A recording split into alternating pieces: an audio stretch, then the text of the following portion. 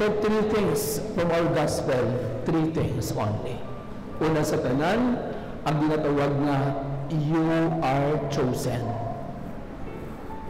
Ikaw man, ginpili ka sang Diyos. Abi mo, dun pa eskwela ka lang sang nanay mo, gani, ang ibog ginay mo, ulo eskwela lang, kag wala ka nag-seryoso ka sa eskwelahan, hindi. Dinpili ka sang nanay ka mo, dinpili ka mo sang nanay ninyo, masa later on, kung magtigulang sila, kamo man ang mag-atipan sa ila. Sino pa bimatipan sa inyong mga ginikanan, kay kamo ilagin pa eskwela? Alang-alang na pagka-graduate ninyo, hambalin nyo lang iba-ibang mga classmates, abing, atipan na da si nanay, kayo malagaw, kaya, di gani mga itakobra sa Manila, dason I will be on my own. Bahala na lang sila na ni nanay, ha? Kung may maatipan na sa ila, timayo man, o kung wala, okay lang. Hi, is that okay for you? Consider chosen ka sang Diyos. So, ang mga ginikanan nyo, they are also chosen for you to become the source in order for you to go into the school. And later, you will become successful also. Di ba? Pero, in that sense, in that manner, ang Diyos nagpili man sa inyo. So, both si Limon, kamo gani, may mga katungdanan man, na hindi lang ang katungdanan ninyo nga mag-eskwela subong, magpamati sa mga teachers, kundi if you're serious in your studies, you will realize later, tuod no, sila ni nanay, matigulang na ni kang ni tatay, pero mabulig ko sa ilaya kung eskwela ko na daw sa wala lang. Ano galing madangatan ko? Kani kung wala ko madangatan sa ulihi, sa palabuton, much more ang akong mga ginikanan wala ginsang palaabuton sa akon. Tikita nyo na, na-realize nyo na sa inyong pagpangabuhi. So, just like in our gospel today, God chooses the 12 apostles. And He mentioned them all. Just like the apostles, you are also chosen by God. You are chosen, if not today, perhaps later, you will be chosen by God to take care of His people.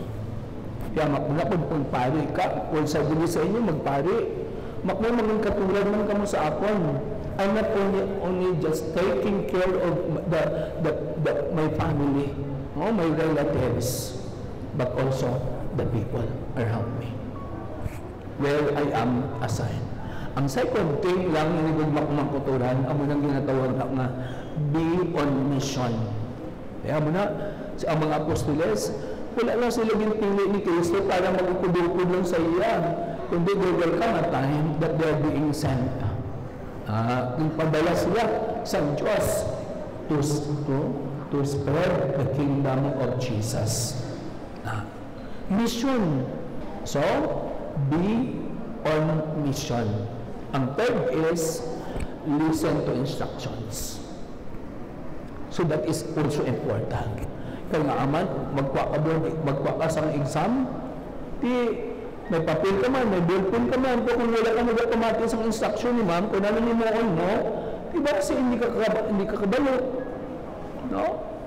Nga aman wala na zero ka sa test, nga aman may papel ka man kag may ballpen, that is not yet a guarantee.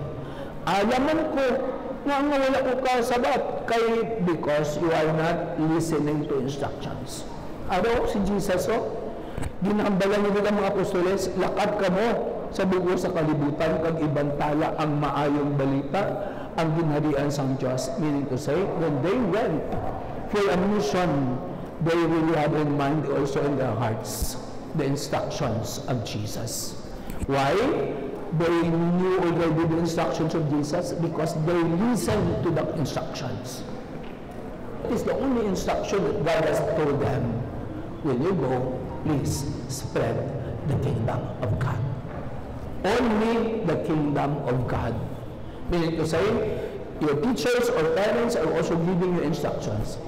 Please, children, anak, kung mag-eskwela ka gani, huwag ka man maayo para magnami man imo grades.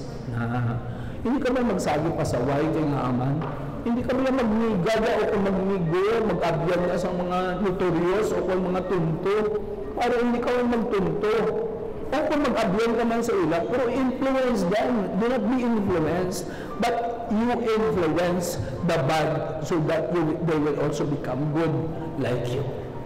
Do not be influenced by the bad because if you are good and be influenced by the bad, meaning to say, you will become bad. Amen? No, kaya tanian namin, no? Pamatian nyo na, listen to instructions by your parents. Amo na, kung saan mo pagkabati mo sa instructions ng parents mo na to, malakat ko na, ibantayan mo di aning balaya, gusto mo pagkatapos, inang hugasan mo din pinggan na, wala pagyapon kang panghugas. Nag-abot ka sa nanay mo, ano pagpamati mo sa instruction? Pagkabati mo sa instruction, kasi sige ka lang sa imo cellphone. Na, sige ka lang na pamati sa music.